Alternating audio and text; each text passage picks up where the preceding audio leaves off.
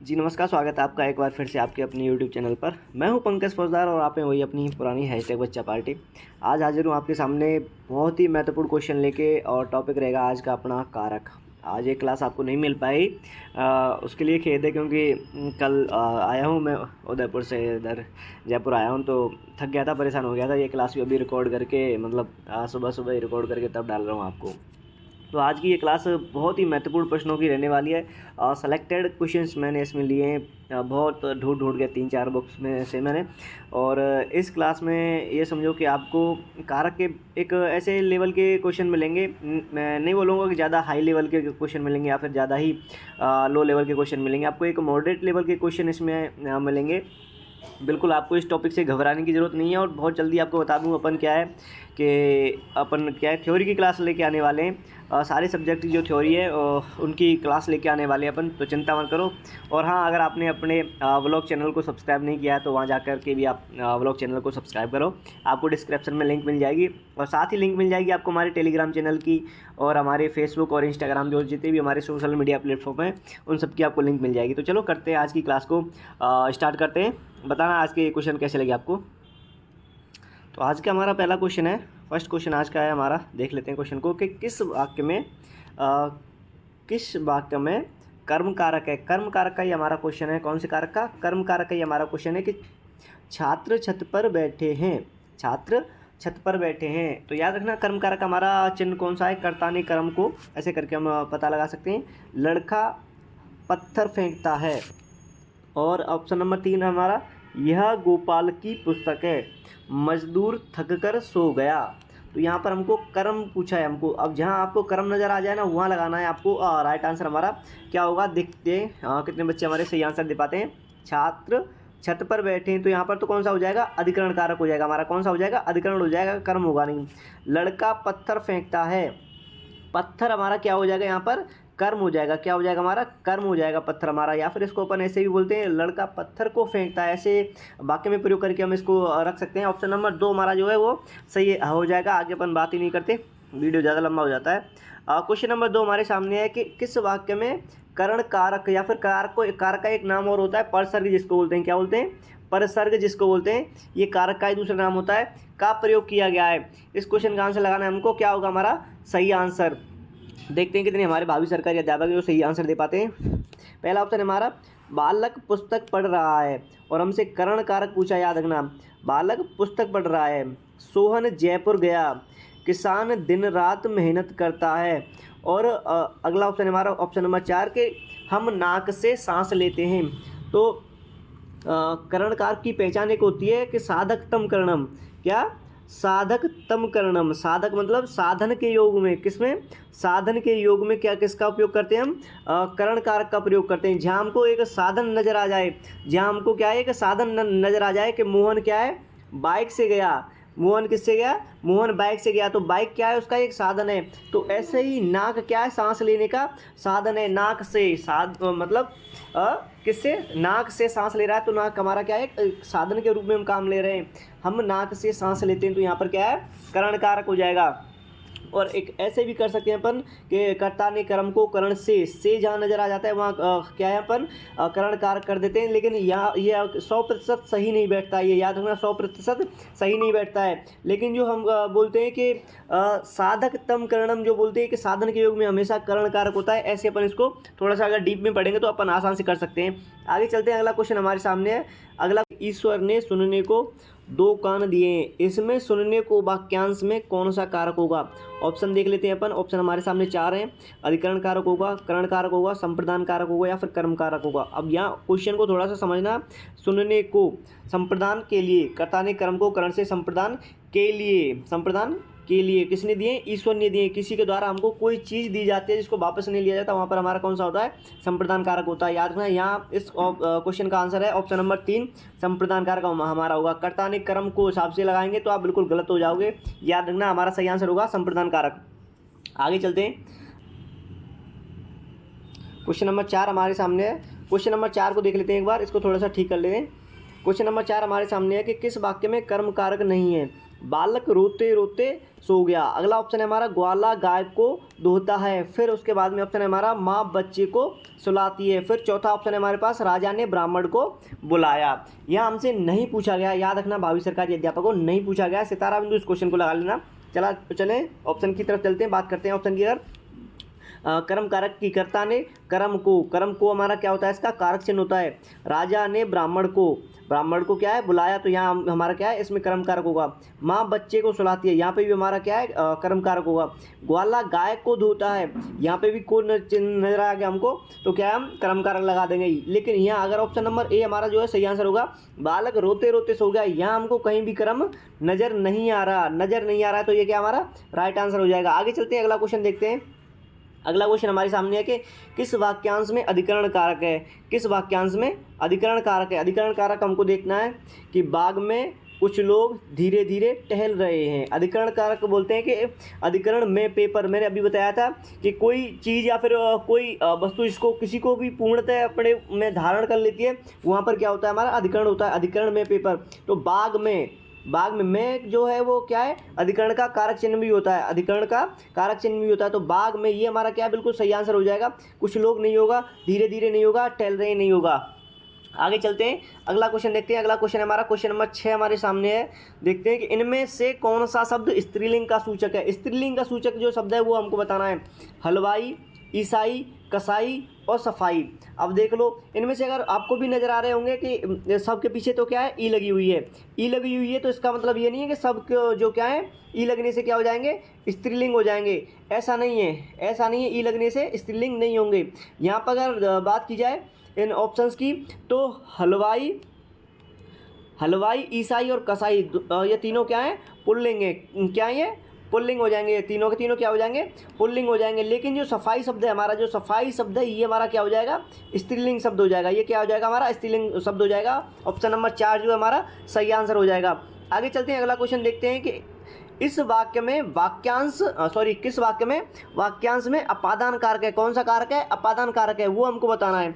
चोरी करने के कारण वाक्यांश में अपादान कारक जो है हमको बताना है। उसने नौकर को घर से निकाल दिया। और अपादान की क्या पहचान होती है, जब कोई चीज़ वस्तु या फिर कोई भी एक जगह से दूसरी जगह के लिए जाता है या फिर अलग होता है विच्छेद में, या फिर मतलब अलग होने के अर्थ में जो क्या है हमारा क्या कौन सा कारक होता है अपादान कारक होता है अलग होने के अर्थ में। तो यहाँ कौन से वाक्य में जो है कोई चीज़, कोई व्यक्ति, कोई वस्तु अलग हो रही है चोरी करने के कारण, यहाँ तो कोई हमको अलग होने का भाव नज़र नहीं आ रहा है। उसने नौकर को तो हाँ घर से निकाल दिया, तो क्या हो रहा है घर से अलग हो रहा है, तो यहाँ क्या होगा हमारा अपादान कारक होगा। आगे चलते हैं, अगला क्वेश्चन हमारे सामने है कि किस वाक्यांश में संप्रदान कारक है। कौन सा कारक है संप्रदान हमको बताना है।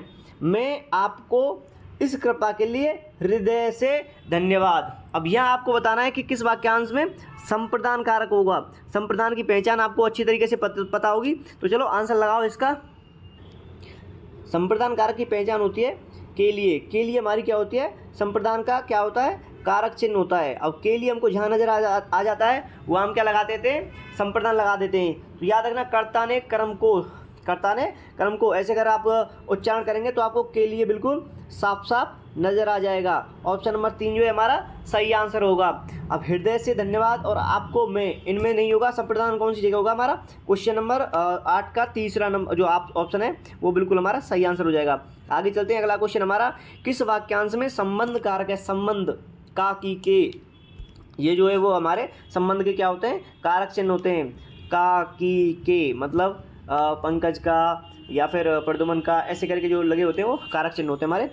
पुस्तकालय में राम की एक पुस्तक बहुत समय से सुरक्षित रखी है। तो का की के संबंध का की के कौन सी जगह आ रहा है हमको राम की एक पुस्तक, ये हमारा क्या है सही आंसर हो जाएगा। आगे चलते हैं, अगला क्वेश्चन देखते हैं हम। अगला क्वेश्चन हमारे सामने क्वेश्चन नंबर 10 देख लेते हैं। क्वेश्चन नंबर 10 हमसे क्या कहता है कि किस वाक्यांश में मध्यम पुरुष का प्रयोग हुआ है।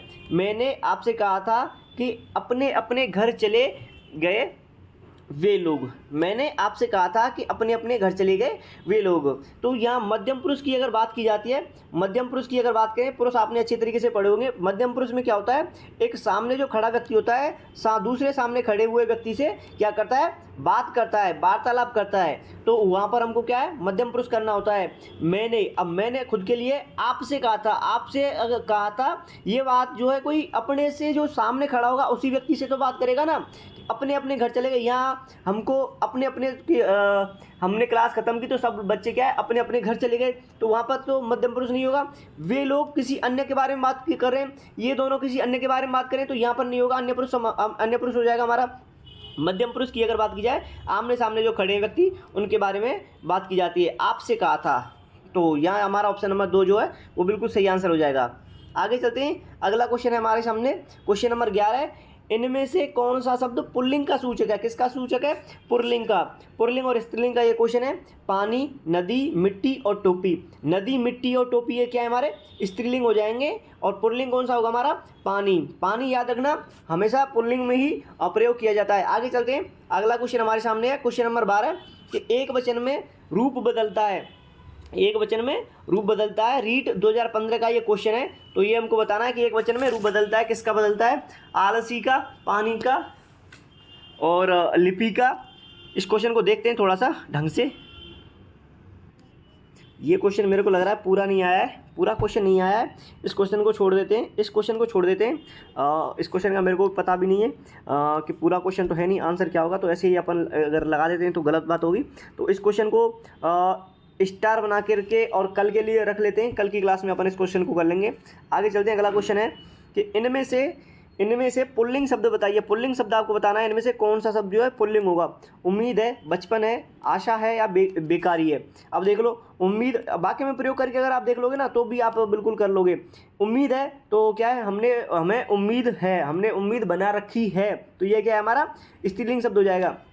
बचपन, बचपन के शब्द में अगर लगाओगे कि मेरा बचपन अच्छा था, तो ये क्या हमारा पुल्लिंग शब्द हो जाएगा। आगे चलते हैं, अगला आशा है कि हमें आशा है, आशा भी क्या है हमारी स्त्रीलिंग शब्द हो जाएगा। बेकारी भी क्या हमारा स्त्रीलिंग शब्द हो जाएगा। लेकिन यहाँ पे पुल्लिंग कौन सा था हमारा? बचपन जो शब्द था पुल्लिंग था, और पुल्लिंग ही हमसे पूछा था। आगे चलते हैं, अगला क्वेश्चन है क्वेश्चन नंबर 14 हमारे सामने। निम्न में से उभयलिंगी शब्द आपको बताना है, कौन सा होगा? खरगोश होगा, सचिव होगा या फिर तितली होगा या फिर करेला होगा। उभयलिंगी शब्दों के बारे में आपको बता दूं, जितने भी जो हैं पदों पर विराजमान कोई व्यक्ति होते हैं, विशेष होते हैं, तो उस पद के लिए, किसके लिए? पद के लिए हमेशा क्या है उभयलिंगी शब्द जो है उपयोग में लिया जाता है। आगे चलते हैं, अगला क्वेश्चन देखते हैं। अगला क्वेश्चन हमारे सामने है, निम्न शब्दों में पुल्लिंग शब्द कौन सा है? क्या है पुल्लिंग शब्द कौन सा है? विधवा है, नंदोई है, बिल्ली है या फिर कोयला है। इनमें से क्या है जो हमारा पुल्लिंग शब्द आपको बताना है, कौन सा हमारा पुल्लिंग शब्द है? तो विधवा, ये विधवा होती है, तो अगर बात की जाए तो इसमें बिल्कुल क्या है हमारा स्त्रीलिंग शब्द हो जाएगा। ये कौन सा शब्द हो जाएगा? स्त्रीलिंग शब्द हो जाएगा। नंदोई की अगर बात की जाए तो ये पुल्लिंग शब्द होगा। नंदोई बोलते हैं मतलब ननद के जो हस्बैंड होते हैं उनको नंदोई बोलते हैं, तो यहाँ पर नंदोई में क्या है हमारा पुल्लिंग शब्द हो जाएगा। आगे चलते हैं, अगला क्वेश्चन देखते हैं। अगला क्वेश्चन है हमारे सामने, क्वेश्चन नंबर 16 नंबर का जो क्वेश्चन है, ये क्या कहता है कि इनमें से कौन सा शब्द परसर्ग, परसर्ग मतलब कारक के साथ प्रयुक्त होने के बावजूद विकारग्रस्त नहीं होता है। विकारग्रस्त मतलब उसमें कोई परिवर्तन नहीं आता है। लता, बहू, दही और लोटा।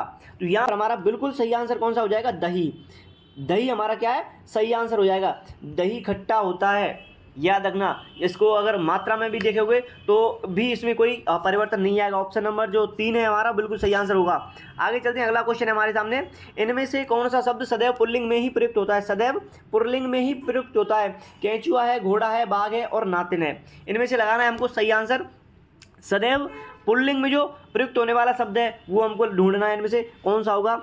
नातिन, नातिन का तो नाती भी हो जाता है, बाघ का बाघिन हो जाता है, घोड़ा का घोड़ी हो जाता है, केंचुआ जो हमारा सही आंसर होगा। राइट आंसर क्या होगा हमारा? केंचुआ होगा। ये हमेशा क्या है पुल्लिंग में ही काम में लिया जाता है, याद रखना। आगे चलते हैं, अगला क्वेश्चन हमारा देखते हैं। क्वेश्चन नंबर 18 हमारे सामने है, 18 नंबर का क्वेश्चन हमारे सामने है। देखते हैं क्वेश्चन क्या कहता है। इनमें से कौन सा शब्द वचन से प्रभावित न होकर सदैव बहुवचन में ही प्रयुक्त होता है? हमेशा बहुवचन में प्रयुक्त होने वाला शब्द आपको बताना है। ये क्वेश्चन न जाने कितनी बार तो आ चुका है, न जाने कितनी बार आ चुका है, इसीलिए मैं इसको लेकर के आया हूँ। स्टार लगा लेना। रिक्शा का रिक्शे हो जाएगा, तांगा का तांगे हो जाएगा, रास्ते का रास्तों या फिर रास्ते हो जाएगा। दर्शन जो है हमारा क्या होता है? हमेशा बहुवचन में प्रयोग किया जाता है। दर्शन हो गए, हमने दर्शन कर लिए, तो याद रखना दर्शन क्या है? हमेशा क्या है? बहुवचन में प्रयोग किया जाता है। अब जैसे हम कल या फिर आज शाम को खाटू श्याम जी के दर्शन करने जा रहे हैं, ठीक है, दर्शन करेंगे। तो ये हमारा क्या है, हमेशा बहुवचन में प्रयोग किया जाता है। आगे चलते हैं, अगला क्वेश्चन हमारा है माँ बच्चे को दूध पिला रही है में कौन सा कारक है। माँ बच्चे को दूध पिला रही है, इसमें कौन सा कारक होगा। करण कारक होगा, संप्रदान कारक होगा, या फिर अपादान कारक होगा, या फिर कर्म कारक होगा। इसमें लगाना है आपको सही जो आंसर है वो लगाना है। ऑप्शन आपके सामने 4 है और क्वेश्चन कह रहा है कि माँ बच्चे को दूध पिला रही है। इसका आंसर लगाना है आपको बिल्कुल सही। क्वेश्चन देख लेते हैं एक बार। माँ बच्चे को दूध पिला रही है, कर्ता ने कर्म को, यहाँ पर हमारा क्या है, कर्म कारक हमको ढूंढना है। करण, संप्रदान, अपादान और ये रहा हमारा कर्म कारक। कर्म कारक जो ऑप्शन नंबर 4 है हमारा बिल्कुल सही हो जाएगा। माँ बच्चे को दूध पिला रही है। आगे चलते हैं, अगला क्वेश्चन है हमारा क्वेश्चन नंबर 20 नंबर का क्वेश्चन देखते हैं कि किस क्रम में अधिकरण कारक का उदाहरण नहीं है। नहीं हमसे पूछ रहा है भावी सरकारी अध्यापकों। देखते हैं इस क्वेश्चन का कौन सही आंसर लगा सकता है। किस क्रम में अधिकरण कारक नहीं है। छत पर खेलो, ठीक है ना, और पिताजी कार्यालय में हैं, अलमारी में कपड़े रखें और यह सुधीर का पेन है। यहाँ तो का की के आ गया, तो यहाँ पर तो हमारा क्या है, संबंध हो जाएगा। पिताजी कार्यालय में हैं और अलमारी में कपड़े रखें, और हाँ बिल्कुल सही हो जाएगा ना हमारा। छत पर अधिकरण में पेपर ये हो जाएगा। नहीं हमसे पूछा गया था, मैं भी बच्चा खा रहा था कच्चा भी मतलब में। पिताजी कार्यालय में, यहाँ पे भी क्या है, अधिकरण में पेपर, अधिकरण कारक हो जाएगा। और अलमारी में कपड़े रखें, तो यहाँ पर भी क्या है, अधिकरण हो जाएगा। यह सुधीर का पेन है, तो यहाँ पर क्या है, हमारा संबंध हो जाएगा। यहाँ बिल्कुल हमारा ऑप्शन नंबर 4 जो है बिल्कुल सही। तो ऑप्शन नंबर जो 4 है हमारा बिल्कुल सही आंसर हो जाएगा। यह सुधीर का पेन है, संबंध क्या हो जाएगा इसमें, कारक हो जाएगा, संबंध कारक हो जाएगा, इसमें संबंध कारक हो जाएगा। ऑप्शन नंबर 4 जो है बिल्कुल सही आंसर हो जाएगा। तो बताना आप कमेंट बॉक्स में जाके कि क्लास आपको कैसी लगी, क्वेश्चन कैसे थे। कहीं एक दो क्या है कि मिसप्रिंट हो जाता है क्वेश्चन, तो उस वजह से क्या है कि आज एक क्वेश्चन थोड़ा सा कम रह गया। उस क्वेश्चन को मैं कल लेके आ जाऊँगा आपके सामने, चिंता ना करें। और हमारा एक व्लॉग चैनल है, जो व्लॉग चैनल है उसको भी जा करके डिस्क्रिप्शन में लिंक दे दूँगा, वहाँ जाके भी आप क्या है विजिट करना। और आज आपको एक ही क्लास मिल पाएगी, उसके लिए थोड़ा सा खेद है एक क्लास के लिए, क्योंकि थक गया था थोड़ा सा, तो एक ही क्लास बना पाया। तो और थोड़े से आपकी हेल्प की ज़रूरत है। चैनल को थोड़ा सा सपोर्ट करो, अपने फ्रेंड्स में जाके क्या है थोड़ा सा शेयर करो, जिससे क्या है कि मेरे को थोड़ा सा मोटिवेशन मिले। और कुछ बच्चों के कमेंट आ रहे थे कि आपको STET की जो क्लास चाहिए, सॉरी हरियाणा GK की या फिर हरियाणा EVS की, ऐसा कुछ कमेंट था। तो उसको भी देख के मैं आपको बताऊँगा। मैं नहीं तो कोई और है हमारे एक सर, उनसे बोलूँगा कि क्लास दें, तो मैं आप अपने इसी चैनल पर अपलोड कर दूँगा, या फिर मैं भी देख लूँगा अगर हरियाणा का कुछ करा पाया तो बिल्कुल करा दूँगा आपको, चिंता ना करें। तो बने रहिए अपने इसी चैनल के साथ में। तब तक मिलते हैं आपसे फिर अगली क्लास में, तब तक बने